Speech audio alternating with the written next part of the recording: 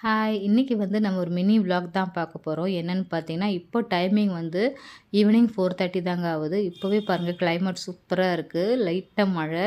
Climate செம்மையா இருக்கு. அதுக்கு வந்து சூடா நம்ம கார்ன் சாப்பிட்டா நல்லா இருக்கும்னு சொல்லிட்டு, இன்னைக்கு கார்னை வந்து பாயில் பண்ண வச்சுட்டேங்க. கூடவே வந்து டீ வந்து எப்பவுமே நார்மலா குடிக்கிறது தானே நம்ம.